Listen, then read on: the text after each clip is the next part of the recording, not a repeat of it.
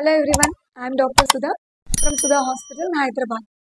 మన లాస్ట్ వీడియోలో సిజేరియన్ ముందు ఎలాంటి స్టెప్స్ తోటి ముందుకెళ్తామో చెప్పాను. ఈ వీడియోలో సిజేరియన్ అయ్యాక ఏం చేస్తామనేది మీకు ఎక్స్ప్లెయిన్ చేస్తాను.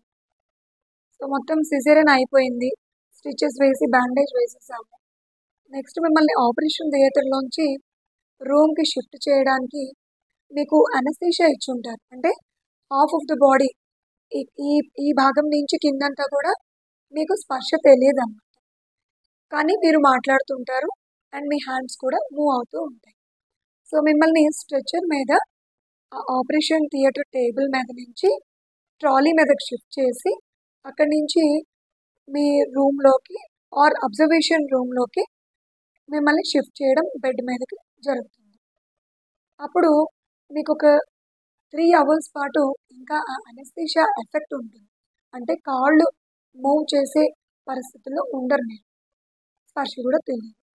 సో మీరు మాట్లాడవచ్చు మీ అటెండర్స్ తోటి, మీ హస్బెండ్ తోటి, మీ వాళ్ళతోటి, మీ బేబీతో కూడా చూడొచ్చు, టచ్ చేయొచ్చు. యూరిన్ మాత్రం బ్యాగ్లో కలెక్ట్ అవుతూ ఉంటుంది. అయితే ఒక 2-3 hours పాటు మీరు ఫుడ్ ఏమీ తీసుకోకూడదు. ఈ టైంలో సలైన్లు మాత్రం రన్ అవుతూ ఉంటాయి. తర్వాత మేము ఎగ్జామిన్ చేసి ఎప్పుడైతే బబుల్ మూమెంట్ స్టార్ట్ అయ్యాయో ఆఫ్టర్ 2 to 3 hours మీకు ఫుడ్స్ తీసుకోవచ్చు అని చెప్తాము. సో స్టార్టింగ్లో ఏంటంటే సిప్స్ ఆఫ్ ఫ్లూయిడ్స్, అంటే కొంచెం కొంచెం వాటర్, ప్లెయిన్ వాటర్ మీరు తీసుకోవచ్చు.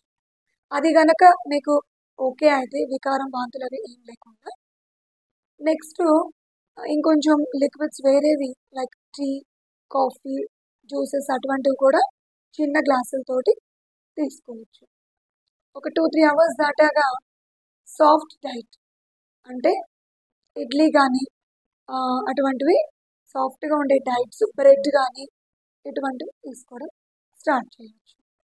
అండ్ 3 hours తర్వాత మీకు అనస్థీషియా ఎఫెక్ట్ పోయి లెగ్స్ మూవ్ చేయడానికి వస్తూ ఉంటాయి అండ్ కొంచెం పెయిన్ కూడా స్టార్ట్ అవుతుంది. ఈ ఎఫెక్ట్ ఉన్నంతసేపు మీకు పెయిన్ ఏమి తెలియదు. సో అప్పుడు మీకు పెయిన్ కిల్లర్స్ కూడా ఇవ్వడం జరుగుతుంది అండ్ మెల్లిగా లెగ్స్ని కూడా మీరు ఫోల్డ్ చేసుకుని స్ట్రైట్ చేసుకోవడం కూడా చేయొచ్చు. మన నెక్స్ట్ వీడియోలో ఆపరేషన్ అయిన తర్వాత నెక్స్ట్ డే మీరు ఏమేమి యాక్టివిటీస్ చేయొచ్చు అనేది తెలుసుకుందాం.